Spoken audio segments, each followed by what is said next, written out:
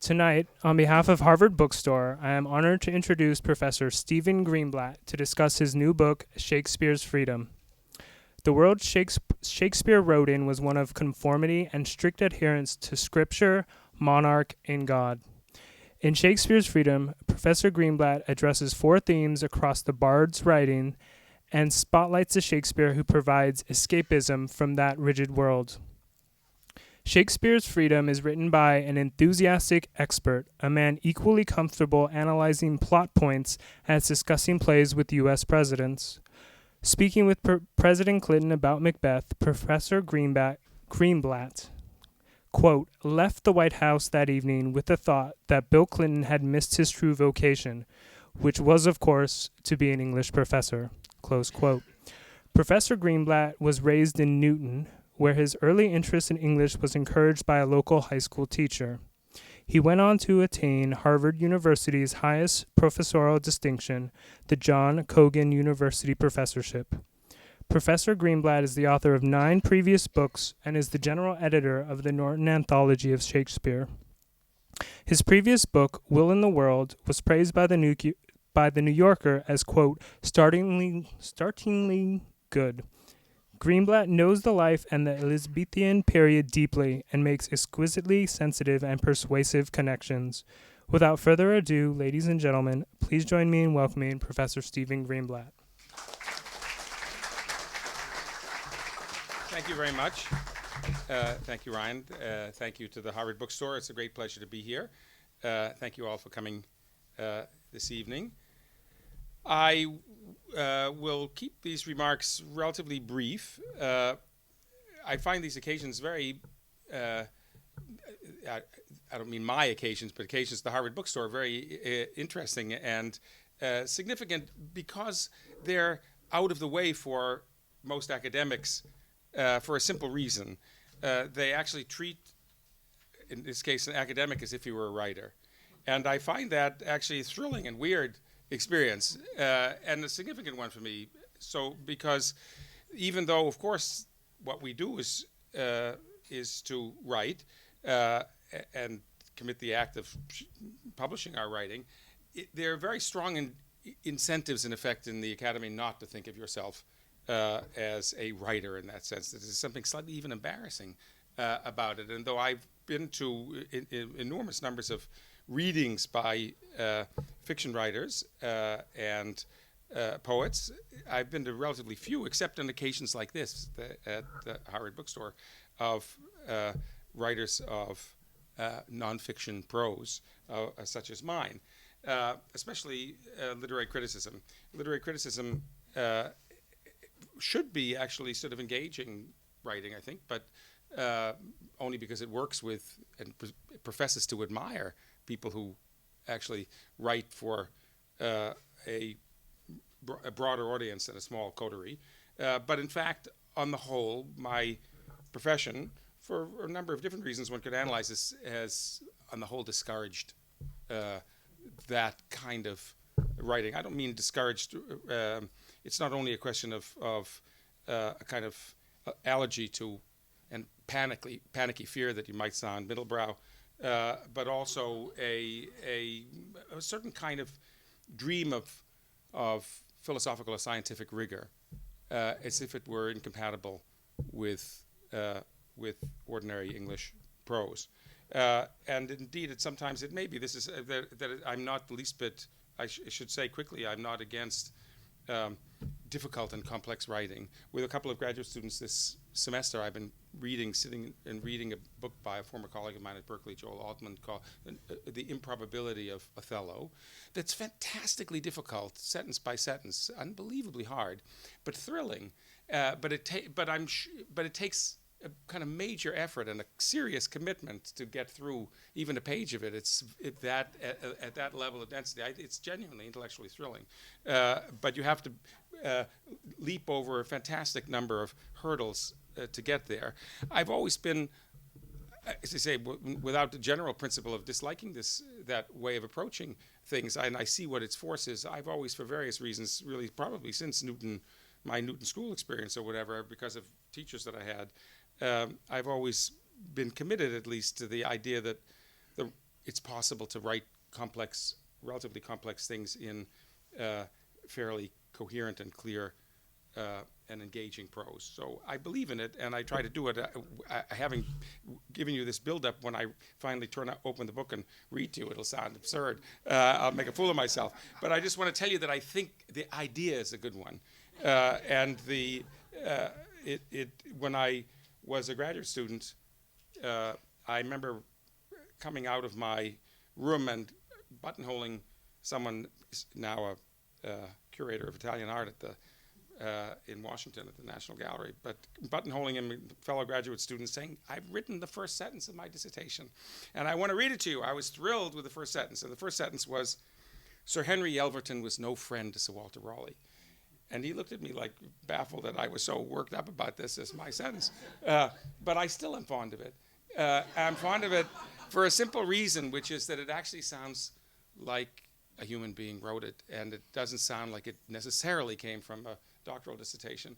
And that, not that I want it to be undercover exactly, but I like the idea that you didn't know for a second whether you were reading a story or history or the beginning of a novel or, in this case, a dissertation. And that isn't something that one necessarily only does or can do all the time, but I like trying in any case to write in that vein, so that the writing of the book that I wrote before this, the biography, or was actually, there was another in between, the biography of Shakespeare, Will in the World, was a pleasure for me because I could release that, completely release that side of myself. In the course of writing that earlier book, the biography, my editor, and that was a book written, published by a trade press, not by an academic press, as this book was. But the trade book editor, a woman named Elaine Mason, said two things to me in the course of writing Will in the World that turned out to have some odd effect on my academic writing as well, of which this is Shakespeare's Freedom is closer to an example. She said she noticed that I was using the present tense a lot, which I haven't gone through to see how I do it here. In writing a biography of Shakespeare, I was saying Shakespeare knows that, Shakespeare moves to London, Shakespeare chooses to, and she said, "Why don't you try it in the past tense?"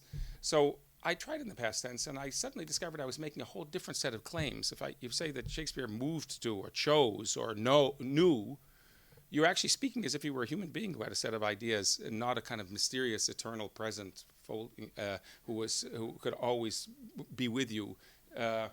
Like the Force, and actually that was a exciting and interesting, slightly scary thing to actually compel myself to think of him as an actual human being. And my editor also noticed that I was doing a lot of, we don't know when Shakespeare came to London. We have an idea of this, and she said, "Who is this we exactly? Could you get rid of the we?" And so I tried to get rid of the we, and that's different from, you can't say, "I don't know when Shakespeare came to London." Oh, you could have said it, but I didn't. But it meant that you had to write it differently, again, as if you were writing about, you're on the basis of what you know about a particular sentient person in the world. And the reason I mentioned that is that I tried to write a book. In this case, the case of these were written originally as a set of formal lectures to be given first in Frankfurt in Germany, and then in Texas, two places that are not actually very similar otherwise. But that I tried to write these essays about Shakespeare not as readings of individual plays, but as reflections on what Shakespeare, as best I understood him, thought in the course of a career about certain, what I took to be key preoccupations. These are preoccupations derived entirely, as you say, from reading Shakespeare's work. They're not biographical speculations in that sense. But I allowed myself in this book, and this may not seem like a thrilling idea to you because it's an obvious thing to do, but it's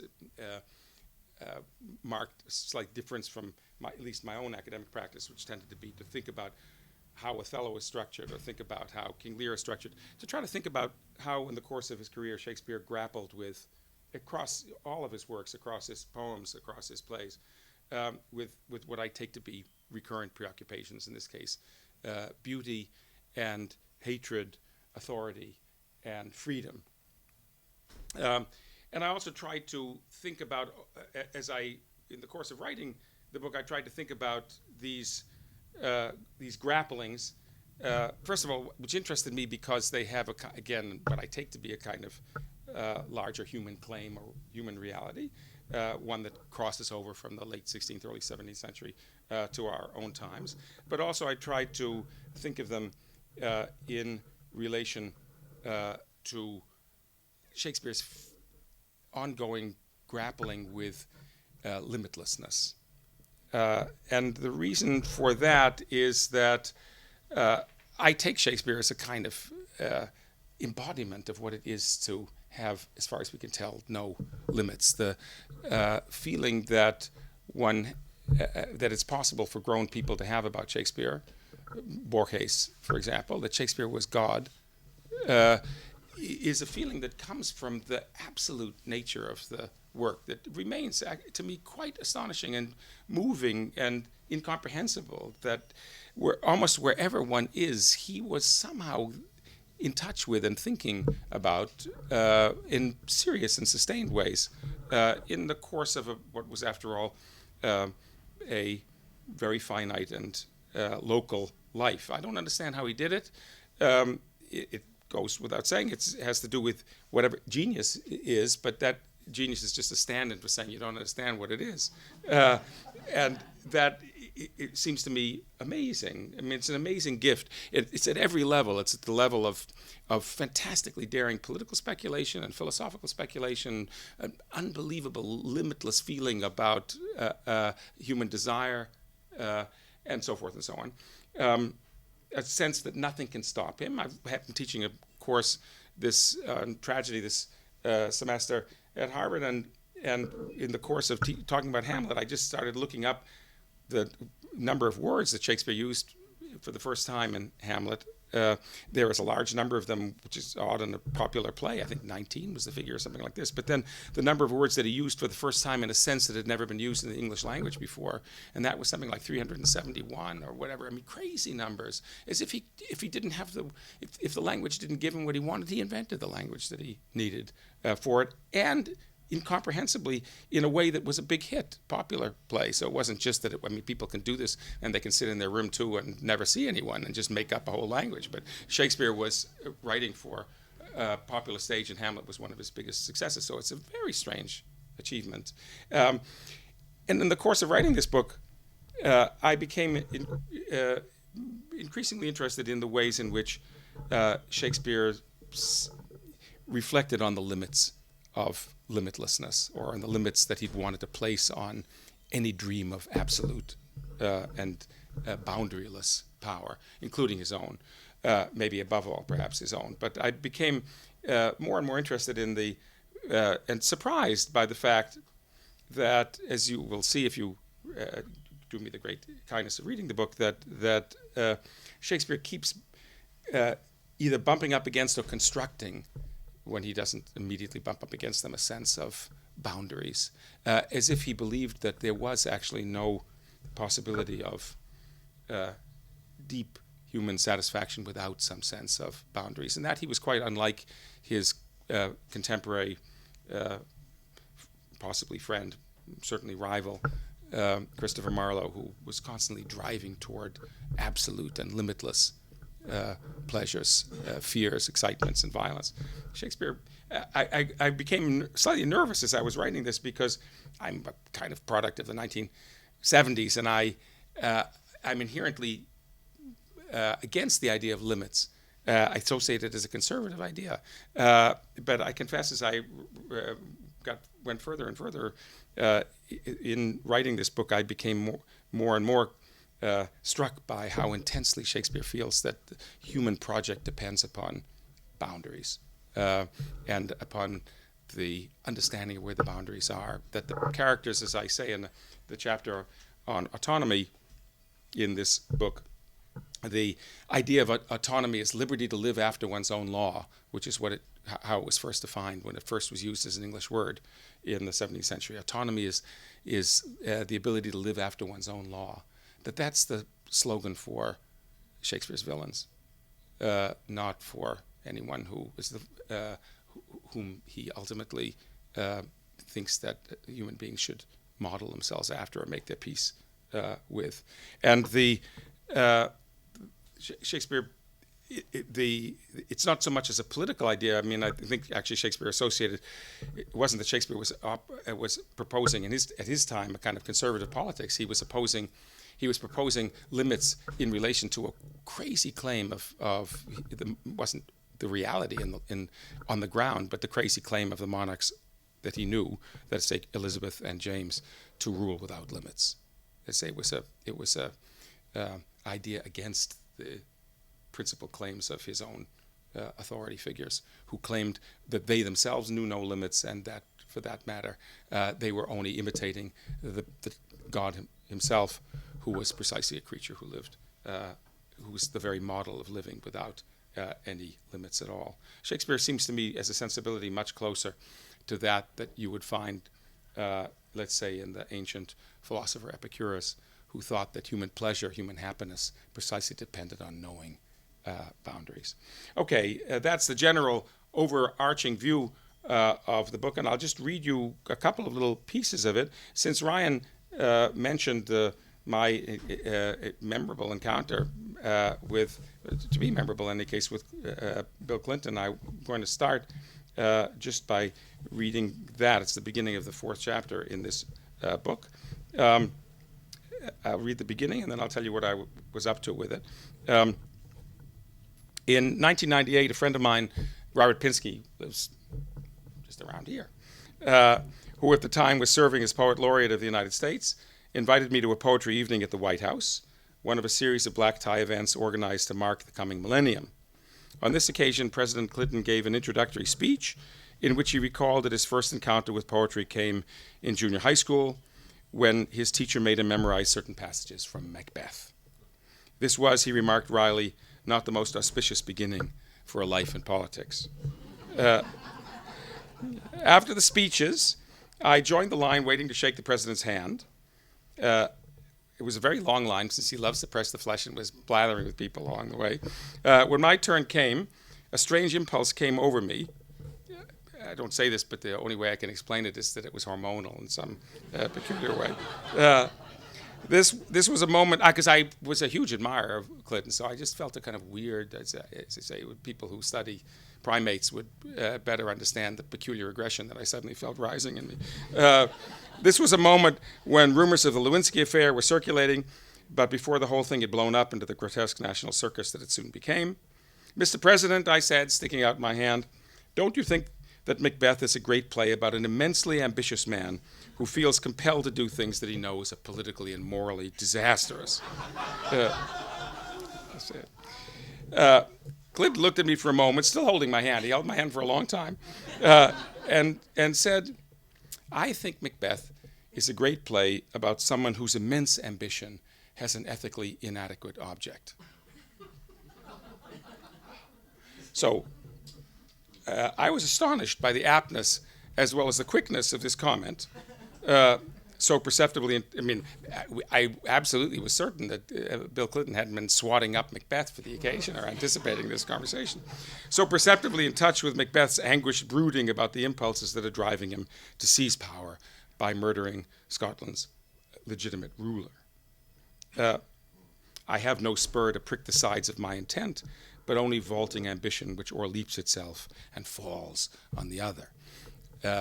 Actually, what I don't say here is that because I was so flabbergasted by Clinton's response, I think Macbeth's a great play about someone whose immense ambition has an ethically inadequate object, that I said unbelievably lamely, having first, it was like Winston Churchill first about the Germans, first either at your throat or at your feet. I suddenly was down at his feet. I said, do you still remember what you learned, the lines from Macbeth? Oh, yeah. I mean, what a pathetic thing to say. And he said, oh, yes. And then he started to say, If it were done when 'tis done, then 'twere well it were done quickly. If the assassination could trammel up the consequence and catch with their surcease success, that but this blow might be the be-all and the end-all, but here, on this bank and shoal of time, we jump the life to come. And on, he actually went on quite a bit longer. I don't think I can go on much longer. He knew the whole damn thing. I couldn't believe it. But as everyone says, he has that kind of quirky memory. I left the White House that evening with the thought that Bill Clinton had missed his true vocation, the line that Ryan quoted, which was, of course, to be an English professor. But the profession he actually chose makes it all the more appropriate to consider whether it's possible in Shakespeare to discover an ethically adequate object for human ambition. And then I launched myself. So partly it's just the effort to, there's always a question of how to begin anything, begin an essay or anything. And this is partly a way of launching myself into a beginning. But it was also a way of, as I try to do in different ways in the course of the book, to try to link what I take to be 16th century, 17th century preoccupations with what we take to be our own preoccupations. And there's something behind this, something else behind this opening anecdote, which I didn't put in and didn't tell my reader, but I'll tell you, which was that I had a friend who was in the Clinton White House, and an economist friend, and who became quite friendly with the Clintons, and she and her husband, and she went to various evenings in the Clinton White House, and there was one evening that actually was not she, but her husband described, in which it was just the Clintons and this couple watching a movie. There's a movie theater or whatever in the White House, little movie theater, and they were watching a silly movie. And they spent the evening eating popcorn, watching Car 54, Where Are You, or whatever it was. And all was well. They chatted. At the end of the evening, my friends went home. And that night, I can't even reconstruct the time or year, but that happened to be the night that Bill Clinton ordered the bombing of the Iraq. There was a building in Baghdad that housed the secret. It was during the Saddam Hussein time, of course. That bombed the building that was the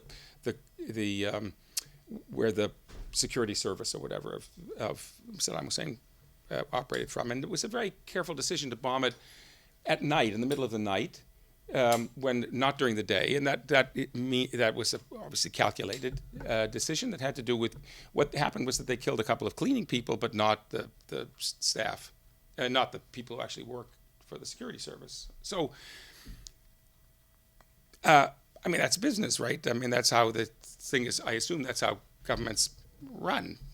That's how responsible governments run, even if one can put it that way.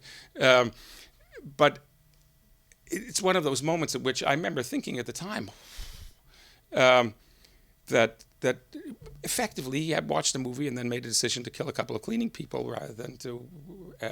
Now, I happen to, as I say, that I speak as an admirer. I get that that's how gigantic systems of ours, like ours, are organized.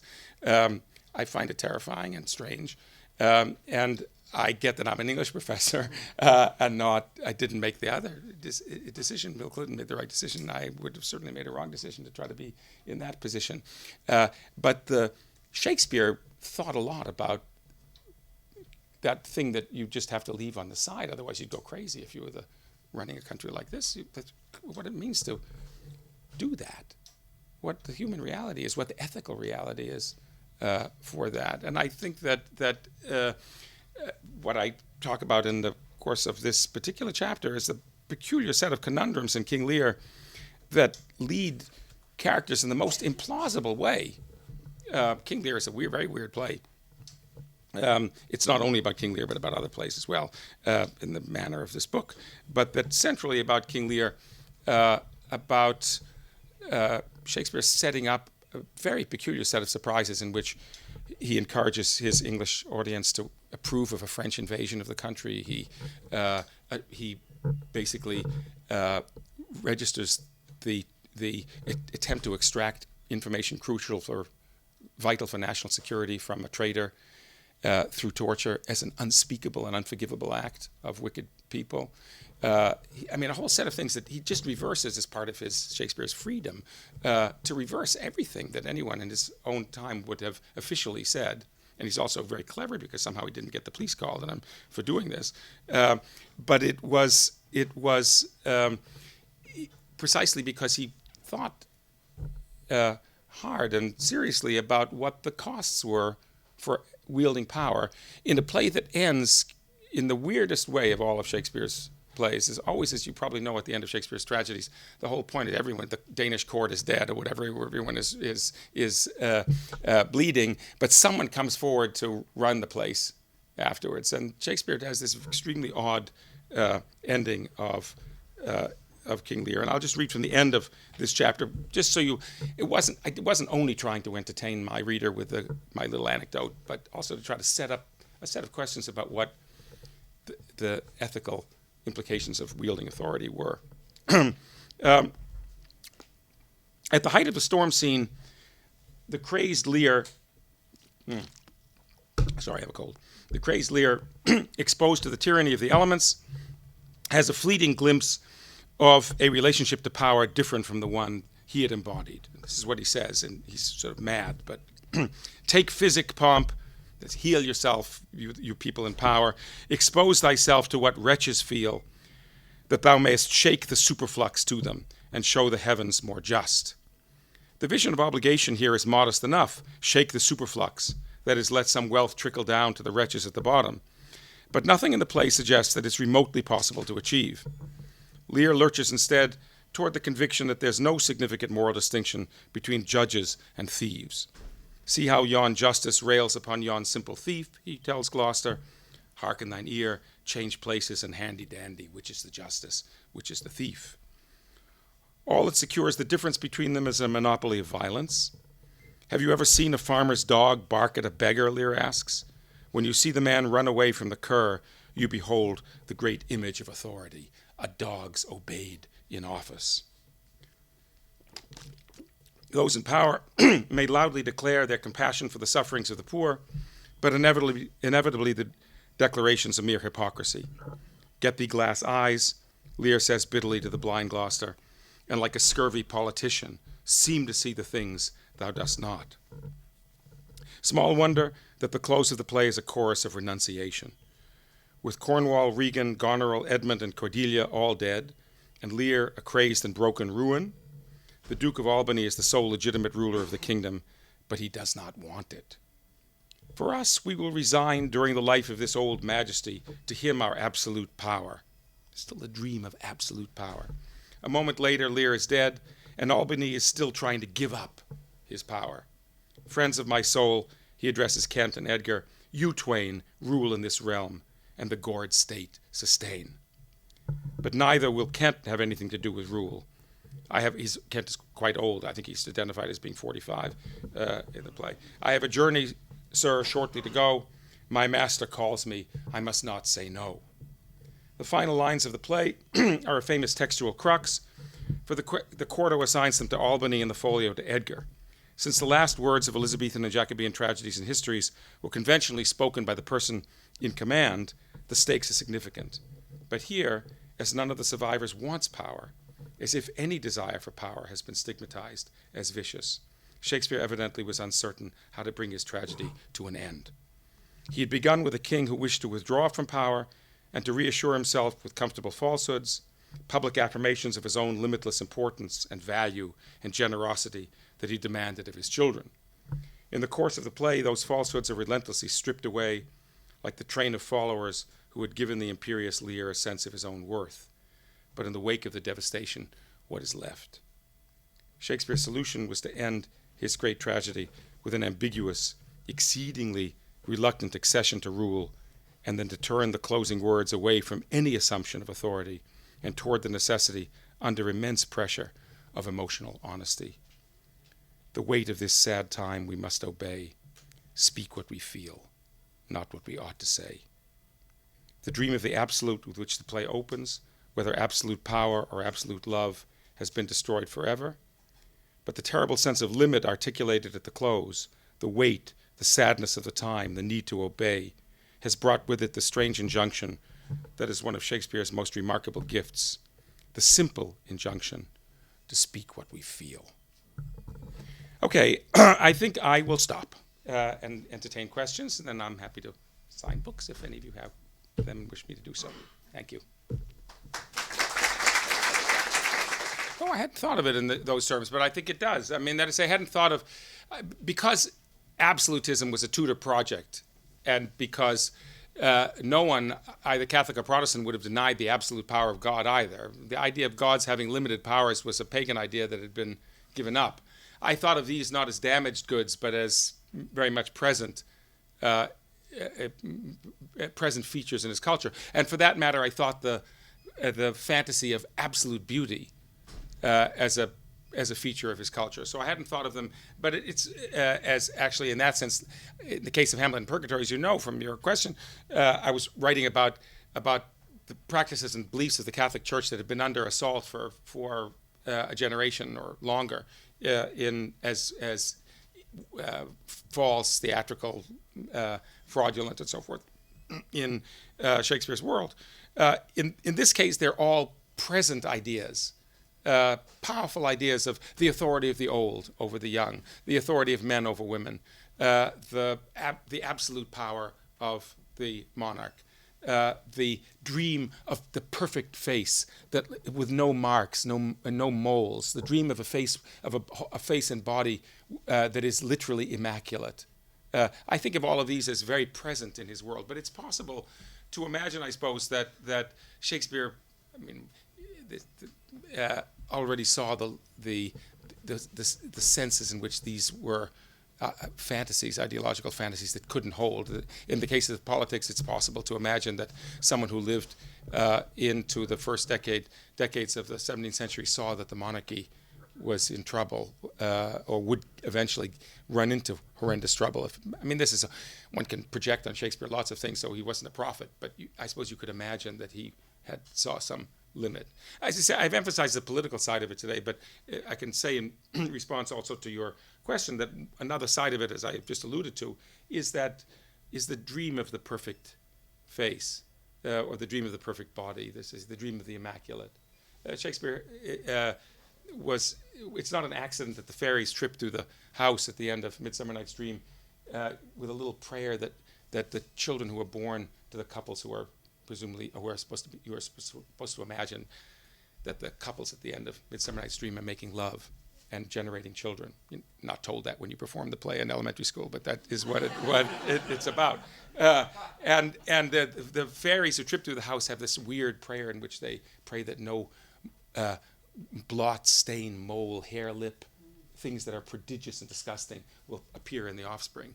So that comes from a whole, as I try to explain, from a whole very elaborate world of trying to ward off in various magical ways the possibility that your offspring will be born with some disfigurement, and that's part of a larger vision of the dream, as I say, of a perfect blemish-free face and body.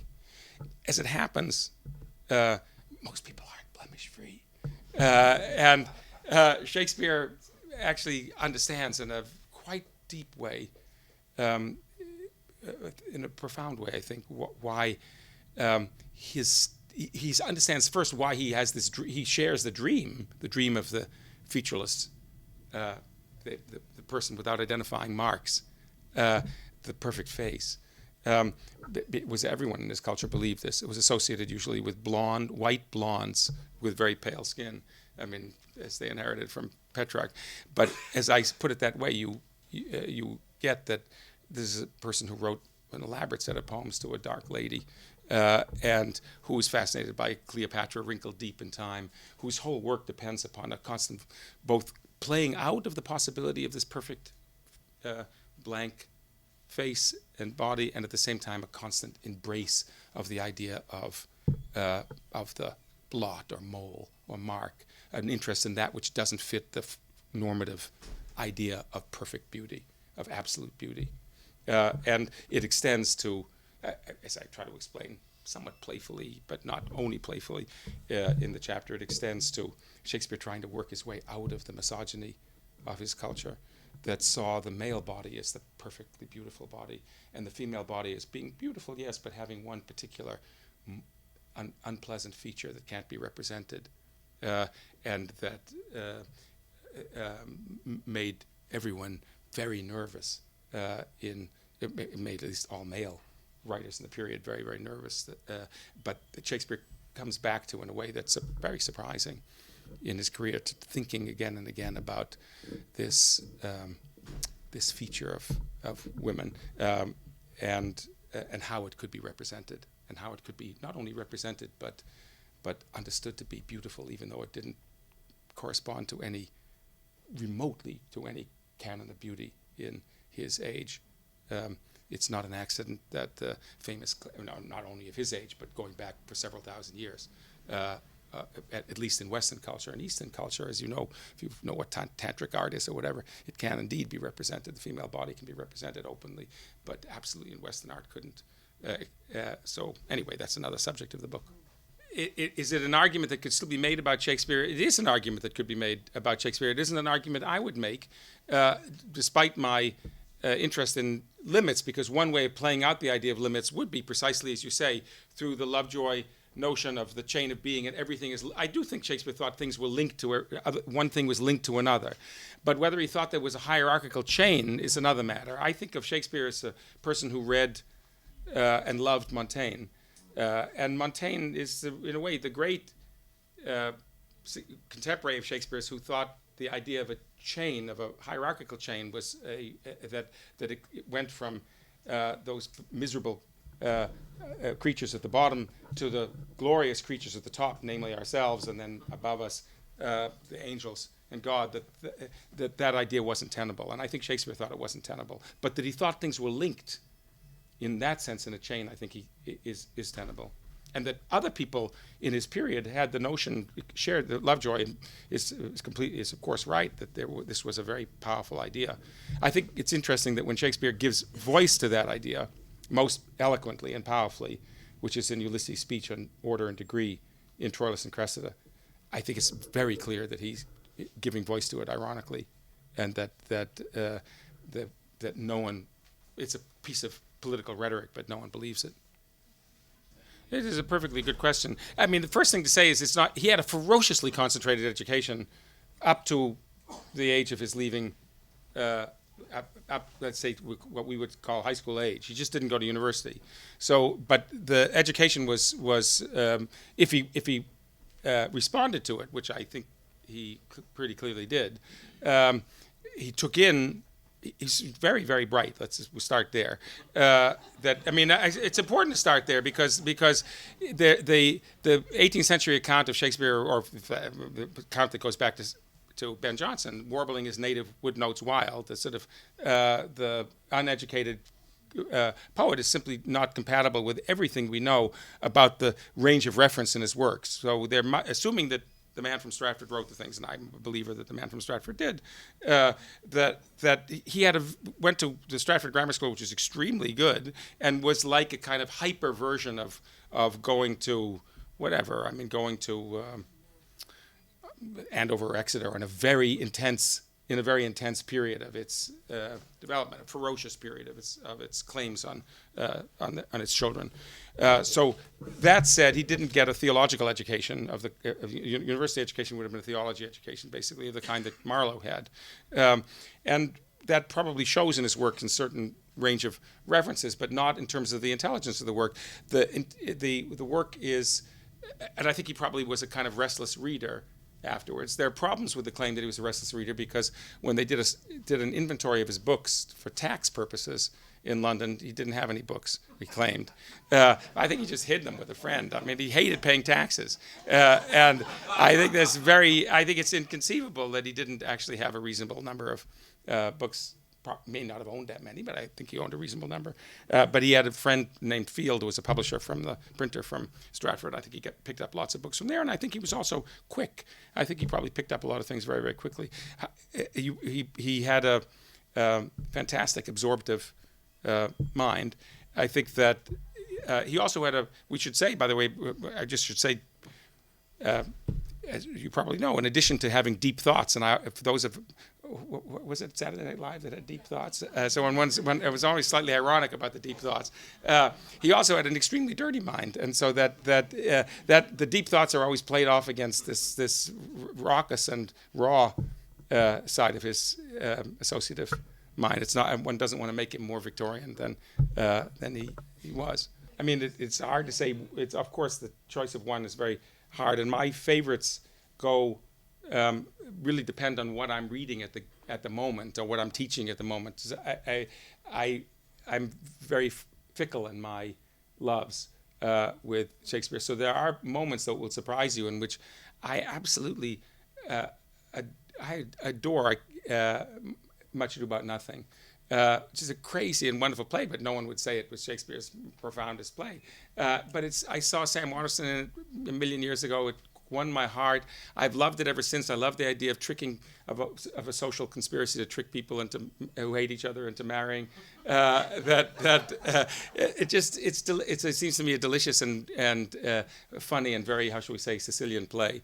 It takes place in Sicily. But if I'm to take your question halfway seriously, I would say, and I do, of course, I would say that you probably one of the 4 great central tragedies is the one you should start with. That is to say, Hamlet or Lear or Othello or Macbeth. Of those 4, I suppose there's a way in which being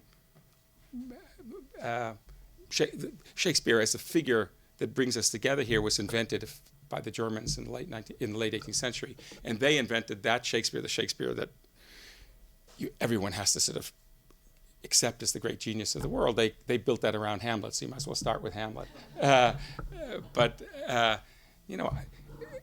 Othello is a better play as an object. It's just as a perfectly constructed object.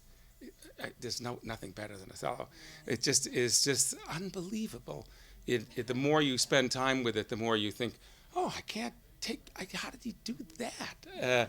And it's just breathtaking. And where you see him working structurally, Hamlet's a mess, as T.S. Eliot famously said, but it's a glorious mess. So it depends what your sensibility is, if you like glorious messes or perfect structures. It's a very good question, and I don't have a very good answer for it. I would like to say Shakespeare was a Jeffersonian Democrat, but I don't think he was. I mean, that is to say, I don't think he got it that way. I don't think I think he thought that he was interested in elections. Lots of the plays are a surprising number of the plays are interested in elections, but the elections seem to Shakespeare occasions in which large numbers of people are persuaded to vote against their interests, and he found that a kind of distressing. A weird phenomenon. He's interested in it as a phenomenon, but he seems extremely skeptical about. There are little glimpses, moments in which you can see it might work, but in his works. But I don't think he thinks of it as a particularly better. He doesn't get that all systems are miserable, but democracy is a better system than the other available ones, which is what I guess most of us believe in one form or other. I don't think that didn't seem to be available to him for whatever reason, or he didn't think his way through that. So I think he did actually bump up against kind of uncertainty. He thought that you couldn't withdraw from power.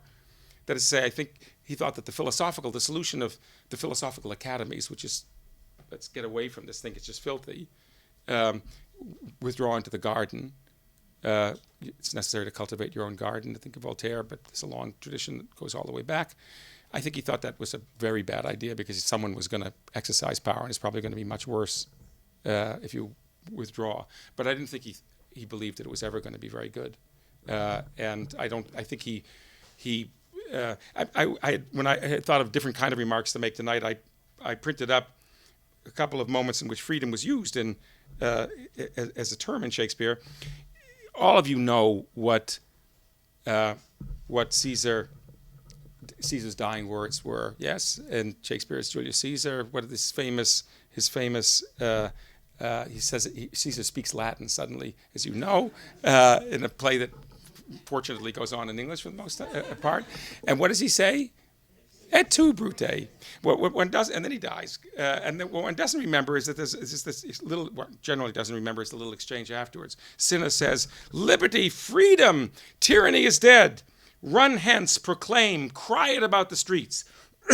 And Cassius says, some to the common pulpits and cry out, liberty, freedom, and enfranchisement. Sounds like a 19th century political slogan. And then Brutus, as if he's thought about the political slogan, a moment later, they're crowded, the conspirators are crowding around the corpse of Caesar, which is bleeding.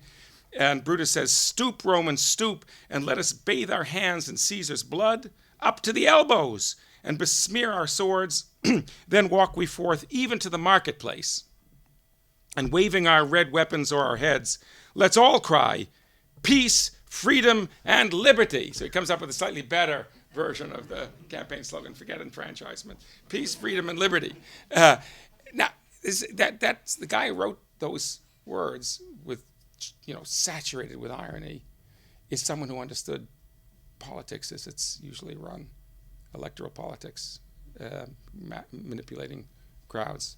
And he didn't believe it. Or he didn't credit it as a viable mode. He understood the motives of people like Brutus in any case, and maybe some of the other conspirators as well, as being potentially noble motives, but he thought that the outcome was likely to be catastrophic. And I think that he didn't actually work his way through except to go on with the system that he had, at the end of, again, a similar moment at the end of, as you probably know, in The Tempest, Caliban, when he's drunk, starts dancing around and singing. I like to think of him as having no limits, but in this regard, he couldn't figure out, as I'm not sure we can figure out how to make it work in the way that we'd like to make it work, less disheartening than it often is. I'm only looking at the time. I want to be able to sign some books, and I have to get back to my house. So because I have a 9-year-old who's home a little sick, blah blah blah. So he'll be better, not serious. He just has a cold. But I'd like to stop thanking you for also for coming, and I'm happy to sign some books for a little bit before I leave. But thank you.